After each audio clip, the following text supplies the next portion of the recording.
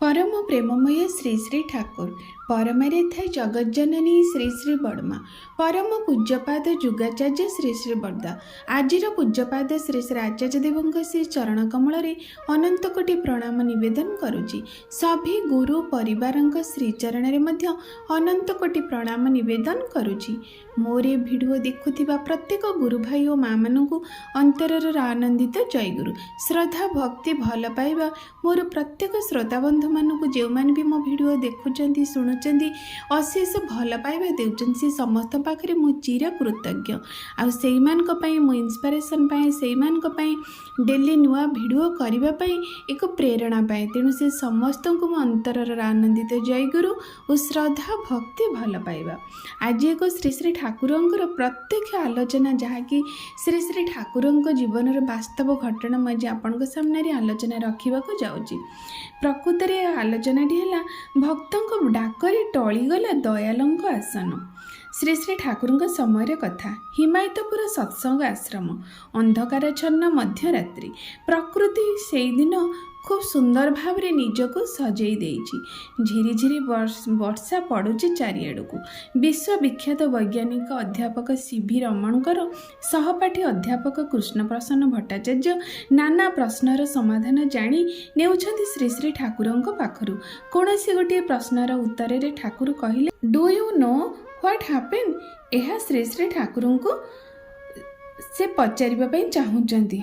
वाक्यटी शेष करिले नाही ठाकुर माने ठाकुर ए कथाटी केष्टदा को पचारिले, do you know what happen. Shri Shri Thakur पचारिले, श्री श्री ठाकुर पचारिले, वाक्यटी मध्य शेष करिलेनी। केमिति से निथर निस्पंद पत्थर परी होइगले।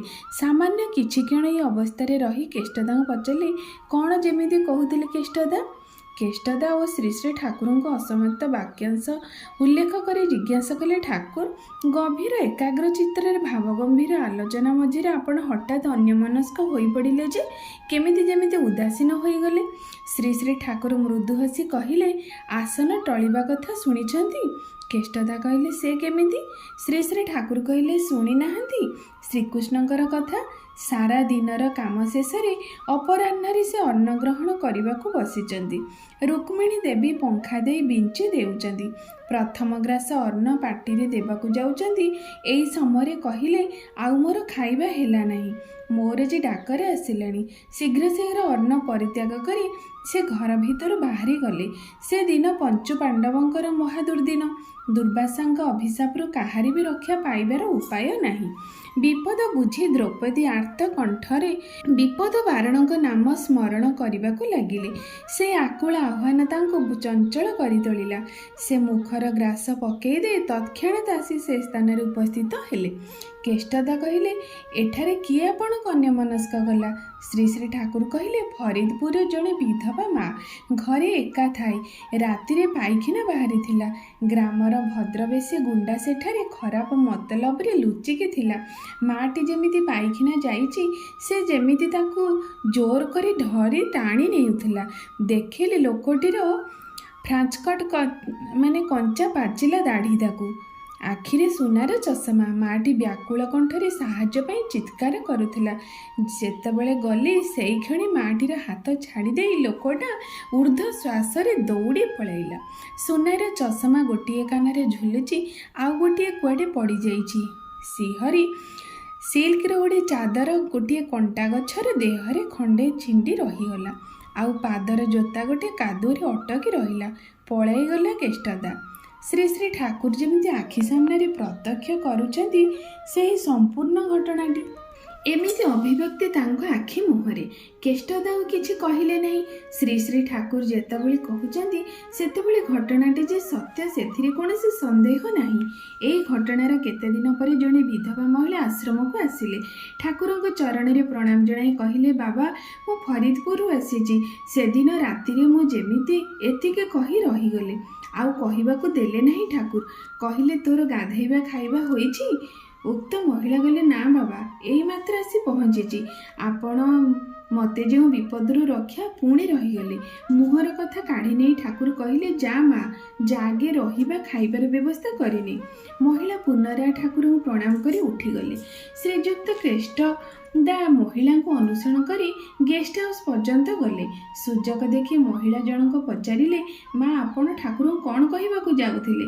ଭଦ୍ର ମହିଳା ସବିସ୍ତାର ବର୍ଣ୍ଣନା କରିଦେଲେ ସେଇ ରାତିର କିପରି ଠାକୁର ତାଙ୍କୁ ଶୈତାନର ହାତରୁ ରକ୍ଷା କରିଛନ୍ତି। କରୁଣାମୟଙ୍କର କରୁଣାର କଥା ସ୍ମରଣ କରି କୃତଜ୍ଞତାରେ ଅଶ୍ରୁଧାର ଝଡ଼ି ପଡ଼ିଲା ମହିଳାଙ୍କ ଆଖି ଦୁଇଟିରୁ। ଏ ଆଲୋଚନାଟି ଦେଖନ୍ତୁ କେତେ ମାର୍ମିକ, କେତେ ଜୀବନୀୟ, କେତେ ଜୀବନ୍ତ। ଶ୍ରୀ ଶ୍ରୀ ଠାକୁରଙ୍କ ଜୀବନର ପ୍ରତ୍ୟକ୍ଷ ଲୀଳା, ଯାହାକି ଏକ ପୁସ୍ତକରୁ ମୁଁ ପଢ଼ିଥିଲି। ତାହା ଅତ୍ୟନ୍ତ ହୃଦୟ ସ୍ପର୍ଶକ ଥିଲା। ତେଣୁ ମୁଁ ଚାହିଁଲି ଏ ତ ସମସ୍ତେ ଜାଣନ୍ତି, କିନ୍ତୁ ଯେଉଁମାନେ ବି ବହୁ ଲୋକ ଅଛନ୍ତି ଏ ବିଷୟରେ, ଯେଉଁମାନେ ବି ସତ୍ସଙ୍ଗୀ ନୁହନ୍ତି, ସେମାନେ ହୁଏତ ଜାଣିନଥିବେ। ତେଣୁ ଚେଷ୍ଟା କଲି ସମସ୍ତଙ୍କୁ ଜଣାଇବା ପାଇଁ। କେତେ ଦୟାଳୁ ସେ, କେତେ ଦୟାଲ ସେ। ପ୍ରତି ମୁହୂର୍ତ୍ତରେ ଏବେ ମଧ୍ୟ ସେ ଆମମାନଙ୍କ ପାଖରେ ରହି ଆମର ଆର୍ତ ଚିତ୍କାରକୁ, ଆମର ଯେଉଁ କରୁଣାର ଯାହା ବି ତାଙ୍କୁ ଆମେ କରୁଣା ଭାବରେ ଡାକୁ, ତାଙ୍କ କାନରେ ପଡ଼େ। ସେ ହିଁ ଆମକୁ ଛୁଟି ଆସନ୍ତି ରକ୍ଷା କରିବା ପାଇଁ। ସେଇଥିପାଇଁ ସେଇ କଥାଟି କହିଲେ, ସେଦିନ ଯେମିତି ଶ୍ରୀକୃଷ୍ଣ ଖାଇବାରେ ଉଠିଯାଇ ପାଣ୍ଡବମାନଙ୍କୁ ରକ୍ଷା କରିଦେଇଥିଲେ, କାରଣ ପାଣ୍ଡବମାନଙ୍କର ରକ୍ଷାକର୍ତ୍ତା ସିଏ ହିଁ ଥିଲେ। ଯଦି ଏ ଯୁଗରେ ସେଇ ପୁରୁଷୋତ୍ତମକୁ ଆମେ ଜୀବନର ରକ୍ଷାକର୍ତ୍ତା ଭାବରେ ଗ୍ରହଣ କରିନେଇଥିବା, ତାହେଲେ ସେଇ ଦିନର ସେଇ ରାତିରେ ମାଟି ଭଳି ପ୍ରତ୍ୟେକ ମଣିଷ ପ୍ରତ୍ୟେକ କ୍ଷେତ୍ରରେ ତାଙ୍କ ବିପଦ ସମୟରେ, ଆପଦ ସମୟରେ ତାଙ୍କୁ ହିଁ ପାଖରେ ପାଇପାରିବା। ଏହି ବିଶ୍ୱାସ ନିଶ୍ଚିନ୍ତ ଭାବରେ ରଖନ୍ତୁ। ଆଉ ଏବେ ବି ସେ ଲୀଳା କରୁଛନ୍ତି। ଅନେକ ଘଟଣା ଅନେକ ଭକ୍ତଙ୍କ ପାଖରେ ରହିଛି। ଆଶା କରି ଆପଣଙ୍କ ପାଇଁ ଆଲୋଚନାଟି ପ୍ରେରଣାମୟ ହେଉ, ଆପଣଙ୍କ ଜୀବନର ବହୁ ପରିବର୍ତ୍ତନ ଆଣିଦେଉ। ଏହା ହିଁ ମୋର ପରମପିତାଙ୍କ ଶ୍ରୀଚରଣରେ ବିନମ୍ର ନିବେଦନ ରହୁଛି। ସର୍ବଶେଷରେ ସମସ୍ତଙ୍କର ମଙ୍ଗଳ ପ୍ରାର୍ଥନା ପରମପିତାଙ୍କ ଶ୍ରୀଚରଣରେ ନିବେଦନ କରି ଆଜିର ବକ୍ତବ୍ୟ ଏଇଠି ରଖୁଛି। ଜୟ ଗୁରୁ।